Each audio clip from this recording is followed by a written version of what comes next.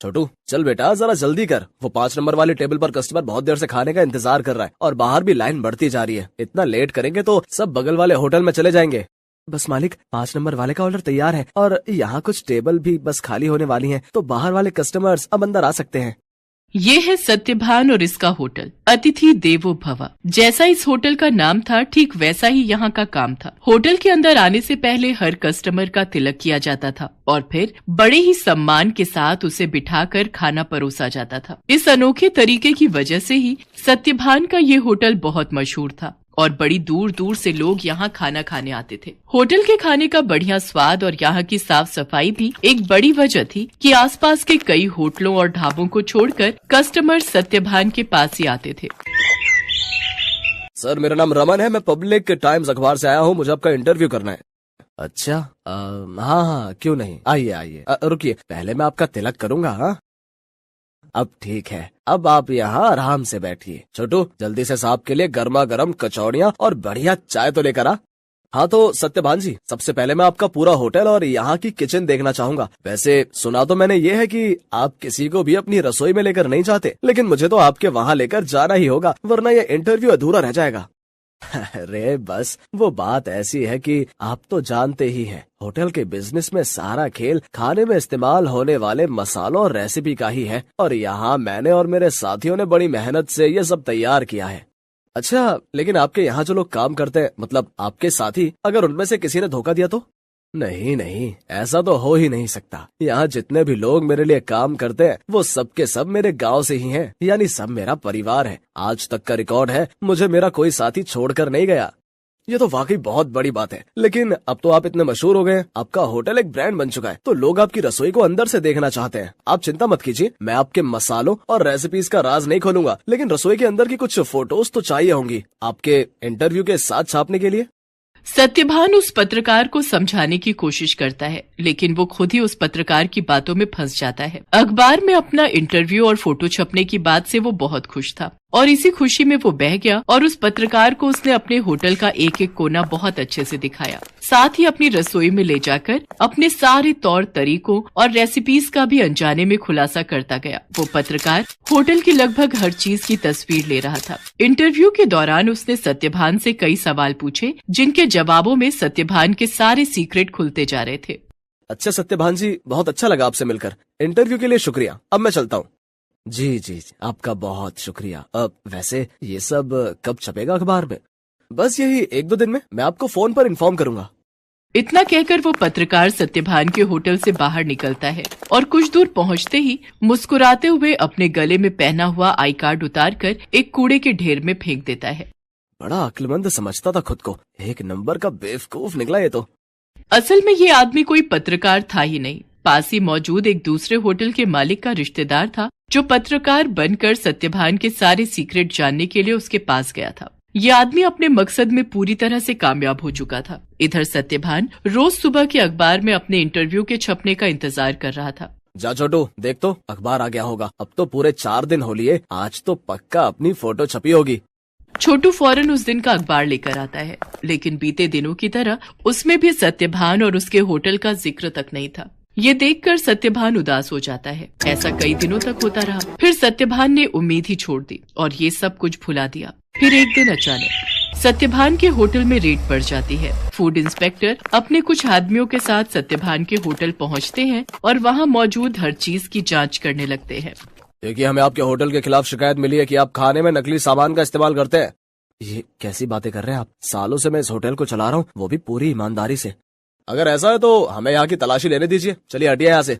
पूरी team hotel का कोना कोना छानने लगती है। तभी उन्हें किचन के पास एक छोटा सा दरवाजा दिखता है। फूड इंस्पेक्टर खुद इस दरवाजे को खोलकर अंदर जाते हैं तो उन्हें काफी मात्रा में नकली घी, तेल, नकली मसाले जैसी कई चीजें मिलती हैं। तो ये है तुम्हारी ईमानदारी का सबूत? हाँ, शर्म आनी चाहिए तुम्हें। सत्यभान को कुछ समझ ही नहीं आ रहा था कि आखिर उसके साथ हुआ क्या। खाद्य विभाग की टीम सत्यभान के होटल को सील कर देती है। साथ ही सत्यभान को जेल भेज दिया जाता है। एक ही पल में सत्यभान का सब कुछ बर्बाद हो गया था। उसका परिवार सड़क पर आ गया था। सत्यभान खुद को बेगुनाह साबित नहीं कर सका और उसका सब कुछ जुर्माने की रकम अदा करने में चला जाता है। उसके गांव के लोग जो उसके लिए काम किया करते थे, वो भी उसका साथ छोड़कर गांव वापस चले जाते हैं। सिवाय छोटू के। चलो तुम्हारी जमानत हो गई है। जमानत की बात सुनकर सत्यभान चौंक जाता है। वो बाहर आकर देखता है तो एक वकील के साथ खड़ा छोटू उसका इंतजार कर रहा था। छोटू, तूने ये सब कैसे किया बेटा? तेरे पास इतने पैसे कहाँ से आए?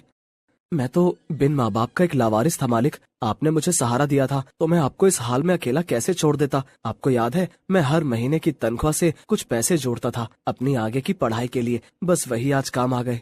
छोटू की बात सुनकर सत्यभान की आंखों में आंसू आ जाते हैं और वो छोटू को गले लगा लेता है। लेकिन अभी भी सब कुछ ठीक नहीं हुआ था। शहर भर में सत्यभान का नाम खराब हो चुका था। इसलिए सत्यभान अपने परिवार और छोटू के साथ शहर छोड़कर अपने गांव चला जाता है। वहाँ बांस के बड़े बड़े जंगल थे जिनके बीचों बीच एक छोटी सी झोपड़ी बनाकर सत्यभान और उसका परिवार रहने लगता है। सत्यभान के पास गुजर बसर के लायक भी पैसे नहीं थे, इसलिए उसे कुछ तो करना ही था। तभी एक दिन उसने गांव के एक बच्चे को एक आधे कटे बांस में कुछ खाते हुए देखा। सत्यभान उस बच्चे के पास गया और उससे बोला, बेटा ये क्या खा रहे हो? ये हरे बांस का अचार है और ये रोटी है। ये बर्तन, ये भी बांस से बना है। वो यहाँ गांव में बांस ही सबसे ज्यादा उगता है ना, तो हम लोग इसी का ज्यादा से ज्यादा इस्तेमाल करते हैं। उस बच्चे की बात सुनकर जैसे सत्यभान के दिमाग के घोड़े दौड़ने लगे। उसने फौरन छोटू को अपने पास बुलाया और उसे कुछ समझाने लगा। फिर अगले दिन तड़के सुबह ही वो छोटू के साथ बांस के जंगल में गया और ढेर सारी बांस की लकड़ियां काट कर ले आया। सत्यभान और छोटू दिन रात लगे रहे और देखते ही देखते उन दोनों ने सिर्फ बांस की मदद से पूरा का पूरा होटल बनाकर तैयार कर लिया, जहाँ दीवारें भी बांस की थीं और सारे बर्तन भी। अब सवाल ये था कि इस होटल में पकेगा क्या? मालिक आप चिंता मत कीजिए, हमें जाकर सब लोगों से बात करनी चाहिए जो शहर में अपने साथ काम करते थे। मुझे विश्वास है कि वो सब हमारा साथ जरूर देंगे। छोटू की बात मानकर सत्यभान अपने गांव के लोगों से बात करता है। धीरे धीरे गांव के कई लोग उसकी मदद के लिए आगे आते हैं। कई लोग उसे मुफ्त में राशन देते हैं, जिसके साथ हरे बांस का इस्तेमाल करके सत्यभान और छोटू होटल के लिए खाना बनाते हैं। और इस तरह एक बार फिर सत्यभान का होटल चल पड़ता है। लेकिन हालात अब पहले से बहुत अलग थे। कई दिनों तक सत्यभान के होटल में एक भी ग्राहक नहीं आता।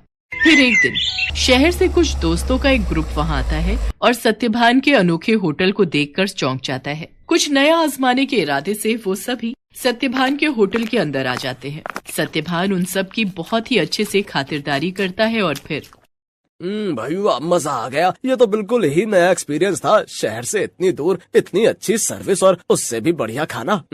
सच में बहुत अच्छा लगा यहाँ आकर। और सबसे बड़ी बात, मुझे तो पता ही नहीं था कि बांस को भी खा सकते हैं, वो भी इतने अलग अलग रेसिपीज में। सत्यभान के खाने और अलग किस्म के होटल की तारीफ वो सभी दोस्त अपने दूसरे दोस्तों से जाकर करते हैं, जिसके चलते और भी लोग खास तौर पर सत्यभान के होटल में खाना खाने वहाँ पर आते हैं। सत्यभान की सर्विस और खाना बहुत जल्दी अपना पहचान बना रहा था। लोग शहर के हाई फाई होटल छोड़कर सत्यभान के पास गांव में आ रहे थे। धीरे धीरे सत्यभान की गाड़ी पटरी पर आने लगती है और उसके पुराने साथी जो गाँव में ही थे वो भी उसके पास काम पर लौट आते हैं। मालिक भगवान की दया से अब सब ठीक हो रहा है, लेकिन अब तक ये समझ नहीं आया कि आखिर वो सब नकली सामान उस दिन अपने होटल में आया कहाँ से। ये पहेली तो सच में सुलझानी ही होगी छोटू। मुझे लगता है मुझे कुछ करना चाहिए। सत्यभान के पास अब इतने पैसे जमा हो चुके थे कि वो अपने खिलाफ रची गई साजिश की जांच करवा सकता था। वो अपने केस को रीओपन करवाता है और एक प्राइवेट डिटेक्टिव की मदद से सारा सच बाहर निकलवाता है। असल में रमन जो सत्यभान के पास पत्रकार बनकर आया था, ये सब उसके और उसके रिश्तेदार की सांठगांठ थी, जो सत्यभान के पुराने होटल के पास ही अपना होटल चलाता था। साथ ही सत्यभान की तरक्की से जलता भी था। रमन के द्वारा जुटाई गई जानकारी की मदद से ही वो सारा नकली सामान रातों रात चुपके से सत्यभान के होटल के अंदर पहुंचाया गया था। प्राइवेट डिटेक्टिव ने सारे जरूरी सबूत जुटा लिए थे, जिनकी मदद से दूध का दूध और पानी का पानी हो गया। दोषियों को सजा मिली और सत्यभान को उसकी खोई हुई इज्जत। शहर में मौजूद सत्यभान की सारी संपत्ति उसे वापस मिल जाती है, जहां सत्यभान फिर से अपना होटल शुरू करता है।